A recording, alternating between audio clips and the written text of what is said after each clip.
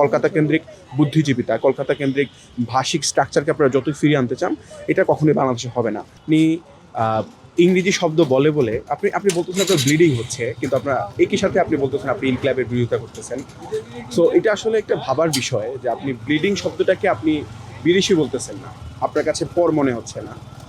Bleeding বলার পর আপনার কষ্ট হচ্ছে না, কিন্তু ইনকিলাব, আজাদি, জিন্দাবাদ এই শব্দগুলোর শুনে আপনার কষ্ট হচ্ছে, আপনার এটা ধারণ করে আপনাকে কষ্ট হচ্ছে।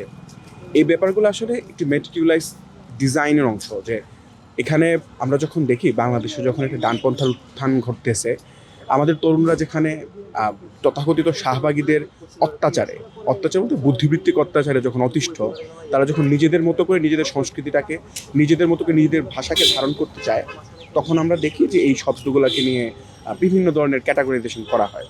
কিন্তু দুঃখের বিষয়, যিনি ক্যাটাগরাইজ করতেছেন বা যারা ক্যাটাগরাইজ করতেছেন, তাদের দলেরই স্লোগান হচ্ছে বাংলাদেশ জিন্দাবাদ।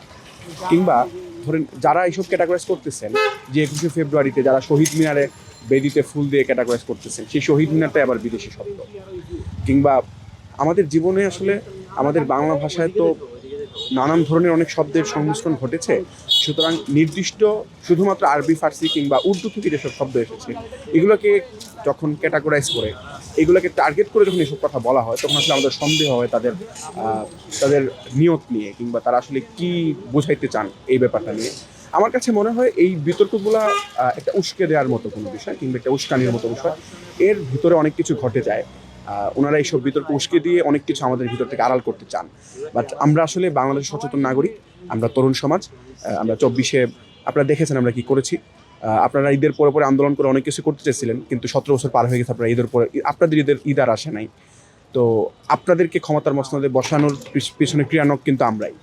তো এই জায়গা থেকে আমরা বলে দিতে চাই, আপনারা যতই সেই ভাষার রাজনীতি আপনারা আবার ফিরে আনতে চান না কেন, কলকাতা কেন্দ্রিক বুদ্ধিজীবিতা, কলকাতা কেন্দ্রিক ভাষিক স্ট্রাকচারকে আপনারা যতই ফিরিয়ে আনতে চান, এটা কখনোই বাংলাদেশে হবে না। বাংলাদেশের তরুণ সমাজ এখন অনেক সচেতন। দে নোজ তাদের আসলে আপন কি, এবং কারা তাদের উপর একটি ভাষিক উপনিবেশ চালু করতে চায়।